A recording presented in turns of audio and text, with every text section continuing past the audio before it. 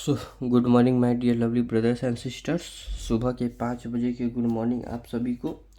अब ज़्यादा इधर उधर की बातें ना करते हुए, पिछले लेक्चर्स में ट्यूटीलैट सानू कुमार के थ्रू मैंने आपको एक्सीलरेशन के बारे में बताया था। एक्सीलरेशन की मोटा मोटी बात जो है वो यही है, रिवाइज मैं करूँ तो acceleration is defined as the rate of change of velocity in per unit second. Per unit second में वेलोसिटी में जो चेंज आता है, उसी एक चीज़ को, उसी एक मैग्नीट्यूड को हम क्या कहते हैं, एक्सीलरेशन कहते हैं। Change in velocity per unit time. उसके बाद जो उसको सैम्पल में वो दिखाते हैं एक्सीलरेशन को, होता है v minus you by T. v minus you by T, वहाँ पर v क्या होता है, वहाँ पर v होता है अपना इनिशियल, v होता है अपना फाइनल वेलोसिटी, v होता है अपना फाइनल वेलोसिटी, u होता है अपना इनिशियल वेलोसिटी, u होता है अपना इनिशियल वेलोसिटी, और t होता है अपना टाइम टेकन। ये क्या हो जाता है अपना time taken, v minus you by T. ठीक है,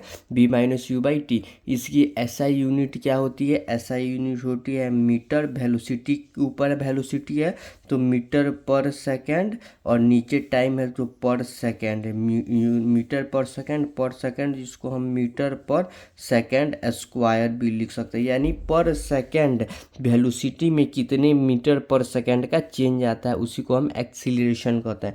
ये एक वेक्टर क्वांटिटी है, एक्सीलरेशन एक वेक्टर क्वांटिटी है, और इसकी जो डायरेक्शन होती है वो स्पीड के डायरेक्शन, जिस डायरेक्शन में speed of velocity direction of speed या वेलोसिटी जो होता है, डायरेक्शन ऑफ वेलोसिटी जो होता है, उसी डायरेक्शन में एक्सीलरेशन के भी डायरेक्शन होती है। उसके आगे हम बढ़े तो अगर एक न्यूमेरिकल हम देखते हैं तो न्यूमेरिकल में लिखा हुआ है, a driver increases the speed of a car from 10 metre per second to 25 metre per second in 5 second. यानी जो u है, u बोले तो इनिशियल वेलोसिटी अपने पास है, वो है कितना, 10 मीटर पर सेकेंड। ठीक है, और जो फाइनल वेलोसिटी हो गया है वो हो गया है 25 मीटर पर सेकेंड, और टाइम कितना लगा है, 5 सेकेंड। तो हम एक्सीलरेशन का फॉर्मूला क्या होता है, v minus you by T, यानी कि 25 माइनस 10 बाई 5, यानी कितना हुआ, 15/5, यानी कि 3 metre per second square. 3 metre per second square कहने का क्या मतलब है कि 3 मीटर पर सेकेंड वेलोसिटी से पर सेकेंड जो स्पीड रहता होगा वो इंक्रीज कर रहा होगा। ठीक है, तो ये कोर कॉन्सेप्ट होगा हमारा एक्सीलरेशन का। देखिए, अब हमको जो नेक्स्ट टर्म पढ़ना है वो है यूनिफॉर्म एक्सीलरेशन और नॉन यूनिफॉर्म एक्सीलरेशन। सबसे पहले देखिए, एक और कॉन्सेप्ट समझ लीजिए। आपको पता है एक होता है यूनिफॉर्म मोशन, आपको पिछले लेक्चर में कुछ बताया, एक जो होता है यूनिफॉर्म मोशन और एक होता है नॉन यूनिफॉर्म मोशन।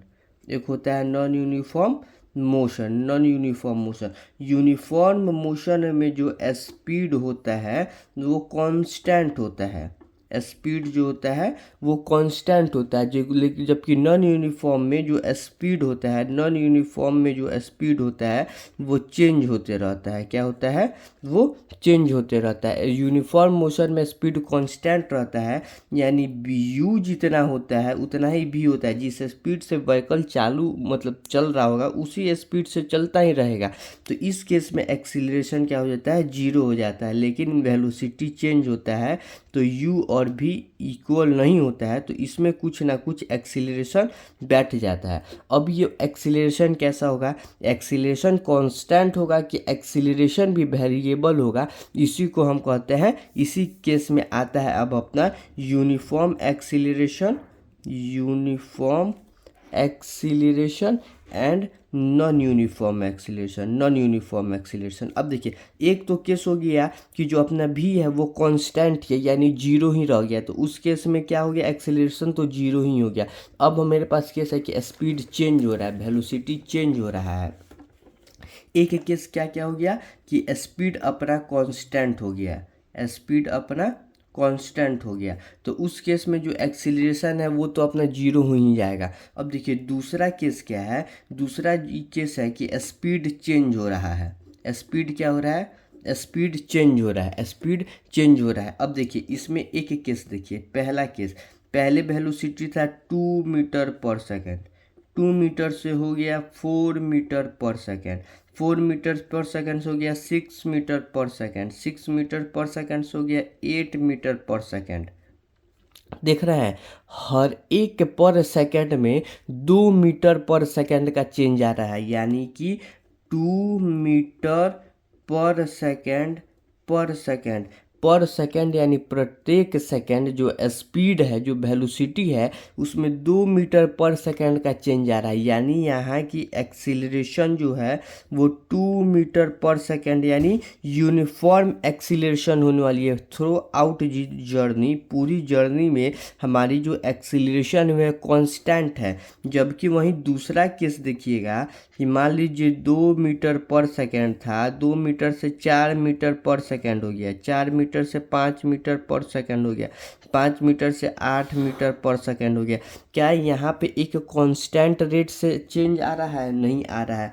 पहले सेकेंड में रेट पेन क्या हो गया, पहले सेकेंड में आप देख रहे होंगे, पहले सेकेंड में आप देख रहे होंगे तो 2 मीटर पर सेकेंड का चेंज आया है, उसके बाद 1 मीटर पर सेकेंड का चेंज आया है, उसके बाद 3 मीटर पर सेकेंड का चेंज आया।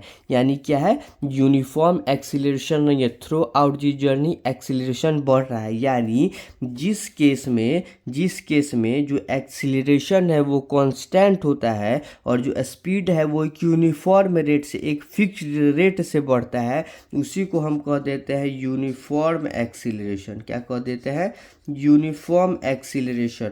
और यहाँ पर इक्वल टाइम इंटरवल, पूरे एक एक सेकंड के बाद कहीं बात हो रहा है, लेकिन एक एक सेकंड फिक्स टाइम इंटरवल में भी जो स्पीड है वो अलग अलग रेट से इंक्रीज करे, नॉन यूनिफॉर्मली इंक्रीज करे, उस केस में जो एक्सीलरेशन आता है उसी को हम क्या कहते हैं? Non uniform acceleration. Non uniform acceleration, non uniform acceleration. अब मैं आप इसका डिफिनेशन अगर दिखाना चाहूँ, a body has a uniform acceleration, a body has a uniform acceleration if it travels in a straight line and its velocity increases as uniform rate. A body has a uniform acceleration if it travels in a straight line and its velocity increases by equal amount in equal time interval। अगर जो velocity है, जैसे देखिए velocity 0 था, 2 हो गया, 4 हो गया, 6 हो गया, अगर इक्वल अमाउंट से इक्वल टाइम इंटरवल में स्पीड वेलोसिटी इंक्रीज करता है तो उसको हम यूनिफॉर्म एक्सीलरेशन कहते हैं। ठीक है, यूनिफॉर्म एक्सीलरेशन का जो एक इम्पॉर्टेंट एग्जाम है वो है फ्री फॉलिंग बॉडी। यानी छत पर जा कर के आप अपने छत के पैसे, जैसे छत के बाउंड्री से, छत के रेलिंग से एक बॉल को अगर गिरा देते हैं, एक बॉल को ड्रॉप कर देते हैं तो एक फिक्स्ड स्पीड से नीचे आएगा, वह एक फिक्स्ड एक्सीलरेशन से नीचे आएगा, उसी को हम क्या कहते हैं? Uniform acceleration. ठीक है, यानी कि अगर इस केस में हम वेलोसिटी टाइम ग्राफ बनाना चाहें, अगर इस केस में हम वेलोसिटी यूनिफॉर्म एक्सीलरेशन में अगर हम वेलोसिटी टाइम ग्राफ बनाना चाहें, अगर हम वेलोसिटी टाइम ग्राफ बनाना चाहें तो वो एक स्ट्रेट लाइन आता है। जबकि नॉन यूनिफॉर्म एक्सीलरेशन में एक, अगर हम वेलोसिटी टाइम ग्राफ बनाना चाहें तो वो एक कर्व्ड लाइन आता है। इसके और डिटेल लेक्चर हम आगे पढ़ेंगे। अभी आप बस ये समझ लीजिए कि अगर एक्सीलरेशन यूनिफॉर्म होता है, यूनिफॉर्म एक्सीलरेशन में